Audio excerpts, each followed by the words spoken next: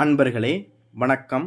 நாம் இன்னைக்கு வீடியோ பதிவில் எதை பற்றின தகவலை பார்க்க போகிறோம் அப்படின்னு பார்த்தீங்கன்னா, அதாவது ஒரு நபருக்கு சகல மாந்திரீக கட்டுகளையுமே உடைத்தெறியக்கூடிய ஒரு மந்திர வித்தையை பற்றி தான் நம்ம இன்னைக்கு வீடியோ பதிவில் முழுமையாக நம்ம பார்க்க போகிறோம். வீடியோ பதிவுக்குள்ளே போகிறதுக்கு முன்னாடி நம்மளுடைய சிவருத்ர மகாகாளி அருள்வாக்குப்பிடம் யூடியூப் சேனலை சப்ஸ்கிரைப் பண்ணாதவங்க சப்ஸ்கிரைப் பண்ணிக்கிங்க. அதாவது வசியம், மோகனம், ஸ்தம்பனம், உச்சாடனம், வித்வேஷனம், பேதனம், மாரணம் என்று சொல்லக்கூடிய இந்த 8 விதமான கர்மங்களும் சேர்த்து இந்த அஷ்ட கர்மத்தையும் அடிப்படையாக வச்சு தான் மாந்திரியங்கிற ஒரு விஷயமே செயல்படுது. சரிங்களா? இந்த அஷ்ட கர்மத்தையுமே ஒருவர் மேலே பிரயோகம் பண்ணியிருந்தாங்க அப்படின்னா, அந்த மாந்திரீக கட்டுக்களையெல்லாம் நான் சொல்லக்கூடிய இந்த பிரயோக முறையை வச்சே எளிமையாக அதை எப்படி உடைச்சி எறிகிறது அப்படிங்கிறத தான் நம்ம இன்றைக்கி பார்க்க போகிறோம். அதாவது உங்களுக்கோ உங்கள் குடும்பத்தில் இருக்கக்கூடிய எந்த நபருக்காக வேண்டாலும் இருக்கட்டும், சரிங்களா? யாராவது வசியம் பண்ணியிருந்தாலும் சரி, இல்லை மாரணம் பண்ணியிருந்தாலும் சரி, இல்லை உச்சாடனம் பண்ணியிருந்தாலும் சரி, இல்லை வித்வேஷனம் இந்த மாதிரி பேதனம் இந்த மாதிரி என்ன பண்ணியிருந்தாலும் சரி, அப்பேற்பட்ட சகல கட்டுகளையுமே நான் சொல்லக்கூடிய இந்த முறையை வச்சு எளிமையாகவே உடைச்சி எறிஞ்சிட முடியும். இந்த முறையை பண்ணுறதுக்கு முன்னாடி இந்த பிரயோகத்து மேலே முழுமையான நம்பிக்கையை வச்சு நம்ம இதை செய்யும்போது எப்பேற்பட்ட மாந்திரீக விஷயங்களும் நம்மளுக்கு கை கொடுக்க ஆரம்பிக்கும்.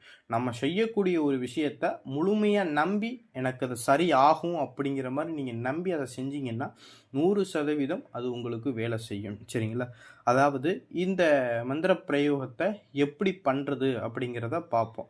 அதாவது இந்த ஸ்க்ரீனில் கொடுத்துக்கூடிய இந்த சக்கரத்தை ஒரு பௌர்ணமி நாளோ இல்லை ஒரு அமாவாசை நாளோ என்னைக்கினோ இந்த எந்திரத்தை ஒரு செப்பு தகட்டில் உங்களுக்கு தேவையான அளவு எந்திரத்தை கட் பண்ணி எடுத்து இந்த செப்பு தகட்டில் இந்த நான் ஸ்க்ரீனில் கொடுத்துக்கூடிய இந்த எந்திரத்தை எழுதிக்குங்க. எழுதி முடித்த பிறகு இந்த எந்திரத்தை சுத்தி பண்ணணும். சுத்தி பண்ணுறது அப்படின்னா எலுமிச்சம்பழம் சாறில் அந்த எந்திரத்தை அபிஷேகம் பண்ணணும், பசும் பாலில் அந்த எந்திரத்தை அபிஷேகம் பண்ணணும், கடைசியாக மஞ்சள் நீரில் அந்த எந்திரத்தை அபிஷேகம் பண்ணி முடித்த பிறகு கடைசியாக என்ன செஞ்சிடணும்னு வச்சுக்கோங்க, சுத்தமான பசு விபூதியை வச்சு அந்த எந்திரத்தை தொடச்சு என்ன செஞ்சிடணும்னா வச்சிடணும். முடித்த பிறகு இந்த எந்திரத்தை ஃபஸ்ட்டு என்ன செய்யணும்னா எந்திரத்துடைய சாபத்தை நம்ம போக்கணும். சாபத்தை நம்ம போக்கி முடித்த பிறகு இந்த எந்திரத்துக்கு என்ன செய்யணும்னா பிராண பிரதிஷ்டை, அதாவது இந்த எந்திரத்துக்கு உயிர் கொடுக்கணும். சரிங்களா? உயிர் கொடுத்த பிறகு நம்ம என்ன செய்யணும் அப்படின்னு பார்த்தீங்கன்னா இந்த எந்திரத்துக்கு உண்டான மூல மந்திரத்தை நம்ம என்ன செய்யணும், எந்திரத்துக்கு உரு கொடுக்க ஆரம்பிக்கணும். சரிங்களா? அதே போல் இந்த எந்திரத்தை விபூதியை போட்டு தொடச்சி எடுத்து முடித்த பிறகு சந்தனம், குங்குமம் இதெல்லாம் பார்த்திங்கன்னா அந்த எந்திரத்துடைய மையப்பகுதியிலையும் எந்திரத்துடைய 4 மூலைகள்லையுமே வச்சு உங்களுடைய பூஜை ரூமில் இரவு ஒரு 10 மணிக்கு மேலாக உங்களுடைய பூஜை ரூமில் ஒரு தலை வாழை இலை ஒன்று விரித்து அது மேலே நவதானியம் கொஞ்சோண்டு கொட்டி, நவதானியம் இல்லை அப்படின்னா நெல் கொட்டிக்கிங்க. சரிங்களா? நெல் இல்லைன்னா பச்சரிசி கொட்டிக்கிங்க. சரி, நவதானியம் கொட்டி அது மேலே இந்த எந்திரத்தை வச்சிடணும்.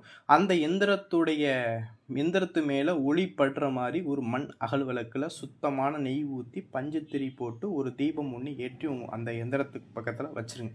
வச்சுக்கிட்டு அந்த எந்திரத்துக்கு முன்னாடி நீங்கள் உட்காந்துக்கிட்டு நான் ஸ்க்ரீனில் கொடுத்துருக்கக்கூடிய இந்த கட்டு உடைக்கக்கூடிய இந்த மந்திரத்தை நீங்கள் என்ன செய்ய ஆரம்பிக்கணும் அப்படின்னா உரு கொடுக்க ஆரம்பிக்கணும். சரிங்களா? அதாவது இந்த எந்திரத்துக்கு மொத்தம் 10,008 உரு கொடுத்தீங்க அப்படின்னா இந்த எந்திரமானது உயிர் பெற ஆரம்பிச்சிடும். சரிங்களா? உயிர் பெற்ற பிறகு தான் இந்த எந்திரத்தை பாதிக்கப்பட்ட நபருக்கு ஒரு செப்பு தாயத்திலையோ இல்லை ஒரு வெள்ளி தாயத்திலையோ அடைச்சி அவருடைய வலது மணிக்கட்டுலையோ இல்லை அவருடைய கழுத்துலையோ நீங்கள் கட்டிக்கிற கொடுத்தீங்க அப்படின்னா அவர் மேலே இருக்கக்கூடிய சகல மாந்திரீக கட்டுகளையுமே உடஞ்சி போயிடும். அப்படி கட்டிக்கிற முடியாதவங்க அவருடைய வீட்டில் வச்சு பூஜை பண்ணிட்டு வந்திருந்தாவே போதும், சகல விதமான மாந்திரீக கட்டுகளுமே உடஞ்சி தூள் தூளாக ஆகிடும். சரிங்களா? அப்பேற்பட்ட சக்தி வாய்ந்த மந்திர பிரயோகம் தான் இது. சரிங்களா? இந்த பிரயோக முறையை முழு நம்பிக்கையோடு இது நம்மளுக்கு வேலை செய்யும் அப்படிங்கிற அந்த நம்பிக்கையோடு நம்ம அதை செஞ்சோம் அப்படின்னா கண்டிப்பாக 100% எப்பேற்பட்ட மாந்திரீக கட்டுகளாக இருந்தாலும் உடஞ்சி போயிடும். சரிங்களா? இதே இந்த முறையை பார்த்தீங்கன்னா சில பேர் இந்த வசிய கட்டு போட்டு வச்சுருப்பான், எந்த விதமான கட்டு வேணும்னாலும் இருக்கட்டும். இதே முறையை செய்யணும் அப்படின்னா அதாவது ஒரு தரையில் பசுஞ்சாணம் தொளிச்சு அந்த பசுஞ்சாணம் தொளிச்ச அந்த தரையில் பச்சரிசி மாவும் மஞ்சள் பொடியும் கலந்து வச்சு நான் ஸ்க்ரீனில் கொடுத்துருந்த சக்கரத்தை தரையில் வரைஞ்ச பிறகு அந்த சக்கரத்துக்கு தேங்காய், வாழைப்பழம், வெத்தலை பாக்கெல்லாம் வச்சு பூஜை போட்டு முடித்த பிறகு இந்த எந்திரத்துக்குள்ளே பாதிக்கப்பட்ட நபரை என்ன செஞ்சோன்னா உட்கார வச்சு ஒரு எலுமிச்சம்பழத்தை கையில் எடுத்துக்கிட்டு வலதுபுறம் 21 முறை அவரை சுற்றி வரணும், இடதுபுறம் 21 முறை அந்த மந்திரத்தை சொல்லிக்கிட்டே சுற்றி அந்த எலுமிச்சம்பழத்தை 2 அறுத்து தூக்கி போட்டிங்க அப்படின்னா எப்பேற்பட்ட கட்டுகளுமே உடஞ்சு முறிஞ்சு போயிடும். சரிங்களா? அதுக்கப்புறம் அவரை மஞ்சள் நீரில் குறிக்க வச்சுட்டு இந்த தாயத்தை பாதிக்கப்பட்ட நபருக்கு ஒரு செப்பு தாயத்தில் அடைச்சி இல்லைன்னா ஒரு வெள்ளி தாயத்தில் அடைச்சி கொடுத்தீங்கன்னா சகல கட்டுகளுமே உடஞ்சி போயிடும். திருப்பி அந்த நபருக்கு எந்த ஒரு மாந்திரீக கட்டுகளையுமே போட முடியாது. சரிங்களா? இதுதான் கட்டு உடைக்கக்கூடிய ஒரு முறை. சரிங்களா? இந்த முறையை பார்த்தீங்கன்னா சித்தி பண்ணி வச்சுக்கிறோம். சும்மா எல்லாருமே அனுபவம் இல்லாத நபர்கள் இதை பண்ண முடியாது. சரிங்களா?